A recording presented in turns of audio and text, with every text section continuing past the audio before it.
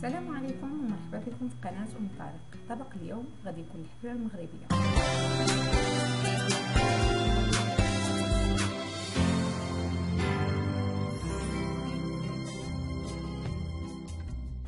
هذا الفيديو ان شاء الله غادي يكون بتعاون مع قناة عالم كسيدتي مع اشرف اللي ما شاء الله حتى هي محضره لكم طبق رائع من المملحات كما كتشوفوا في الصور. كنتمنى تمروا على القناه ديالها اللي غادي نخلي لكم الرابط ديال الوصفه تحت الفيديو. ودابا نبداو على بركه الله طريقه التحضير ديال الحريره. طنجره ديال الضغط كننزل الخضره ديال الدجاجه حامصه. هنا انا كننزل 5 ديال المطيشات القشور ديالهم مطحونين مع واحد خيزو مع البصله ديال البصلات كبار والكرافس لضرورة الحريرة. انا كنزل عطومه ديال البكري ولا بنادم يعمل قطع صغيره ديال اللحم الناس كاين اللي كيبغي يعمل مقشر يقشرو وانا كنعملو بالقشور ديالو. هنا معلقه كبيره ديال السمن،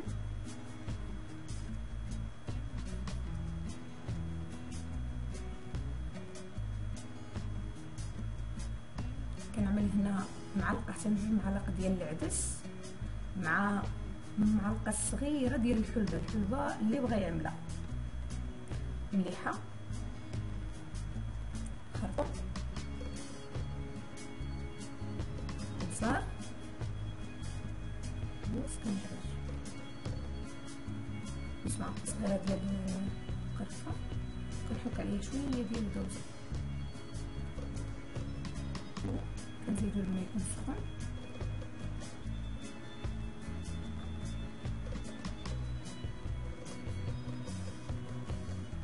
تنغمرو ديالنا صافي. نرفعو على الكوكو ديالنا ونخليوها طيب على نار متوسطه ساعه حتى ساعه و15 دقيقه. هنا بعد ما فتحتها كنزيد نمرقها بالماء سخون دايما، كنزيد نعمرها بنفس القياس. انا عندي الكوكوط كتهز 4 لتر ونص ولكن كنعمر لحد 4. وهنا زدت عليها المعلقه ديال الطماطم المصبره، كنزيد نخفف شويه بالماء ونحرك دائما. النار هنا على نار متوسطه.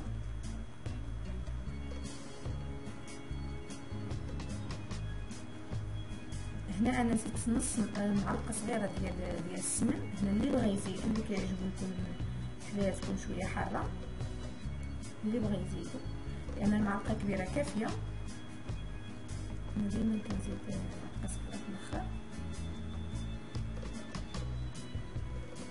انا كما كنطيبو الحريره شويه ديال الطحين مع الماء، بحكم ان الحريره فيها خيزو وتشهده ديجا كتكون ثقيله شويه، يعني الطحين ماشي ضروري نعمل بزاف.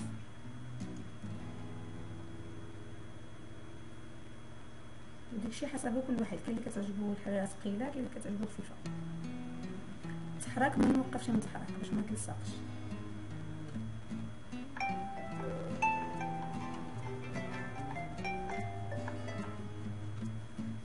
دابا هنا انا كنزيد ربيطه صغيره ديال الربيع مقصص مزيان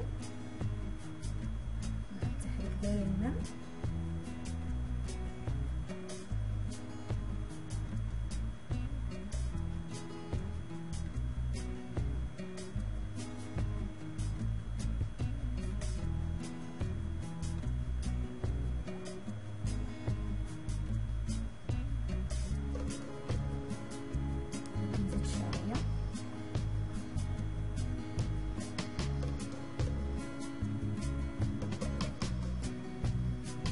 كما كتشوفوا انا كنزيد العناصر شويه بشويه، يعني كنزل حاجه وكنبقى نحرك نخليها تغلي مزيان، نعاود نزيد حاجه اخرى وهكذا.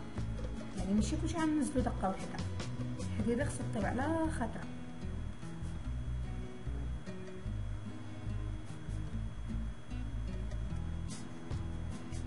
صافي اخر حاجه غادي ننزل بيضه اللي بغى يزيدها اخر. صافي هكذا كنبدا نحرك الحريره ديالي على نار متوسطه حتى كنشوف ان العناصر كامله تجانست مع بعضياتها. نقيسوا الملحه ديالها نشوفوها كيف جات.